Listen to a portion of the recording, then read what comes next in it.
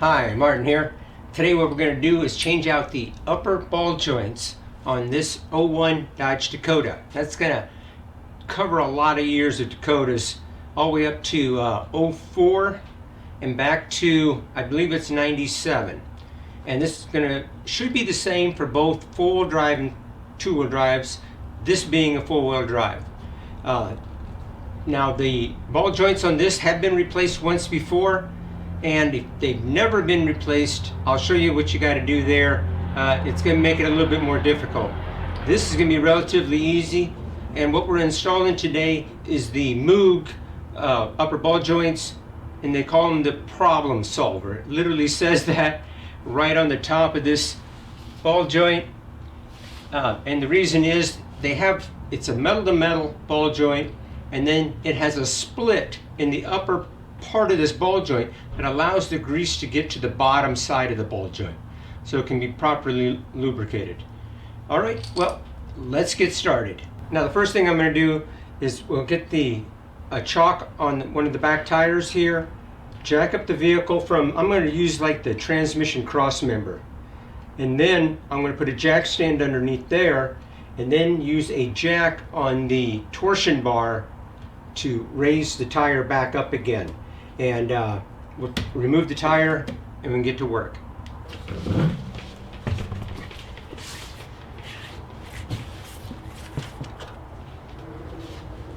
Now when it comes to removing a ball joint that's never been taken off, these 3 bolts will be actual rivets, and you're going to have to grind the tops of the bolts off, like using like an angle grinder like I got here, with a very aggressive flat disc or an actual grinding disc to get rid of those. And you don't have to worry about any damage you do to the ball joint that you're going to replace.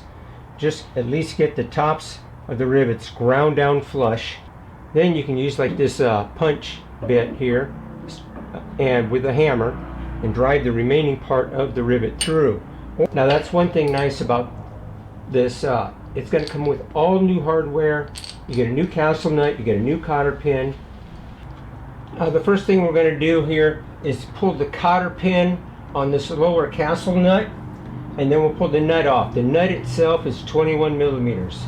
Probably just need, depending how rusted it in is there, but a pair of needle nose will generally get the cotter pin out.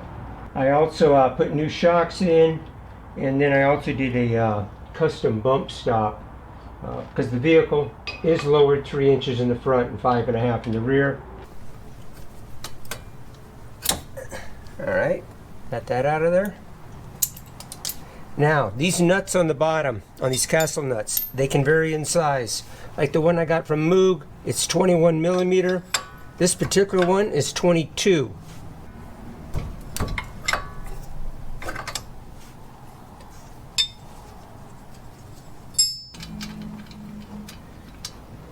Now go ahead and leave it on here a couple threads. Now get yourself a hammer, and what you're going to do is crack it right here on the side, on either side right there.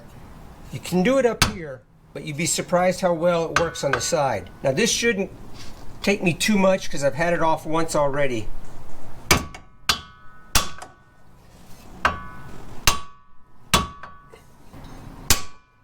Oh, there it went. The crack on the top actually worked the best that time.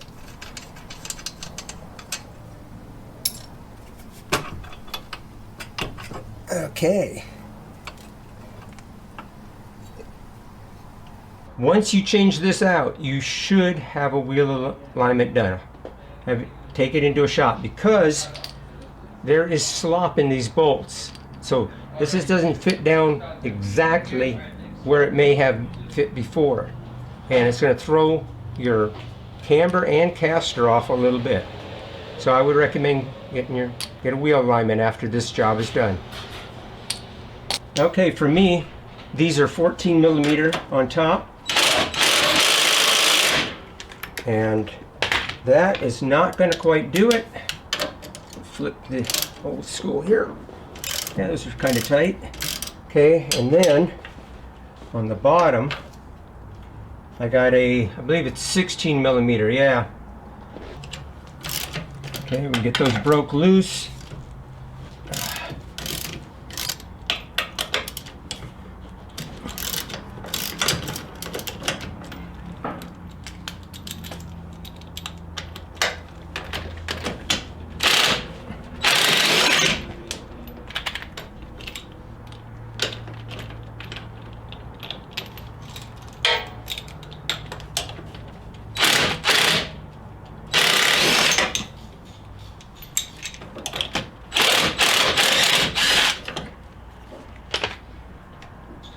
And there we go.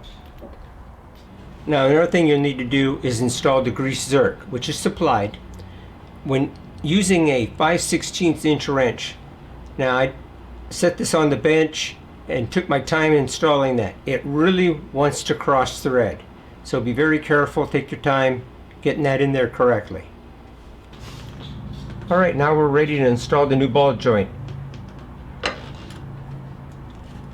Like I said, it comes with all the hardware you need. You take the bolt from the bottom, going up,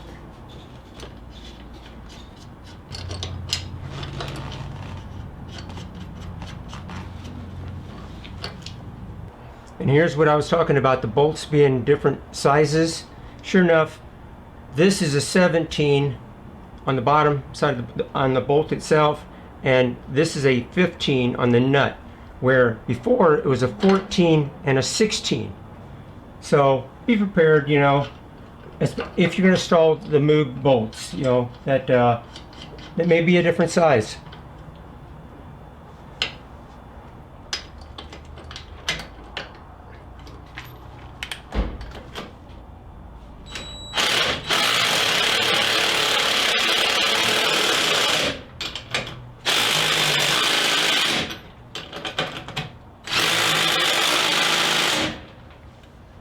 Now I couldn't find an exact torque spec for these top ones up here, but I would go probably somewhere at least 37 foot-pounds of torque, maybe all the way up to 55. And then the castle nut is torqued to 60 foot-pounds. Now, one thing before you drop this ball joint into the knuckle, right here where you got the cotter pin hole, go ahead and rotate that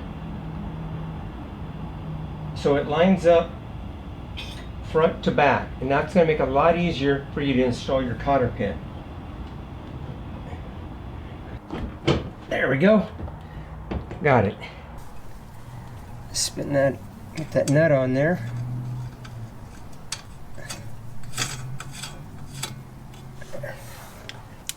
This nut from Moog, it takes a 21 millimeter.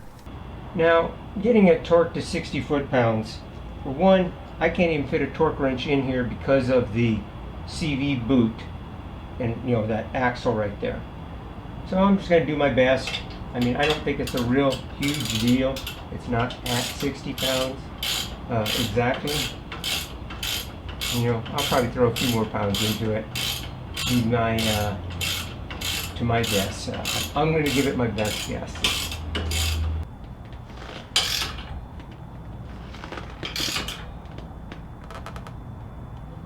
Right there. Now, the last thing we got to do here is get this cotter pin in here. So I'm going to torque it a little bit further until it lines up. There we go. I don't know if you can see that or not. That should be able to pass that through there. Yep, just like that.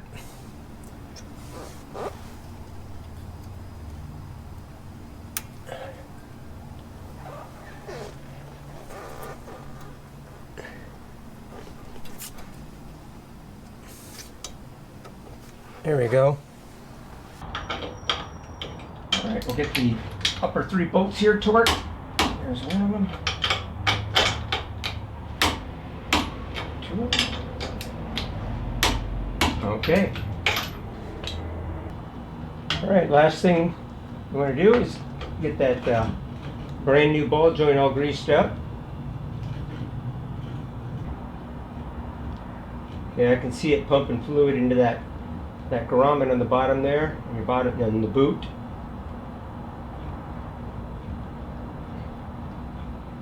There we go. That should be good. Well, with one side complete, now all you have to do is repeat the process on the other side, and you got both upper ball joints replaced. And it's really a pretty easy job. I hope you enjoyed this video, found it helpful and informative. If you did, please appreciate the thumbs up.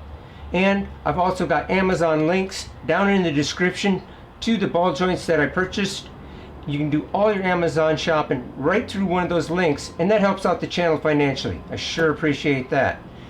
And if you've never subscribed to me before, please hit that subscribe button right down there and that little bell symbol right next to it, and that way you get notified the next time I upload a video. Thanks again for watching, and we will see you on the next one.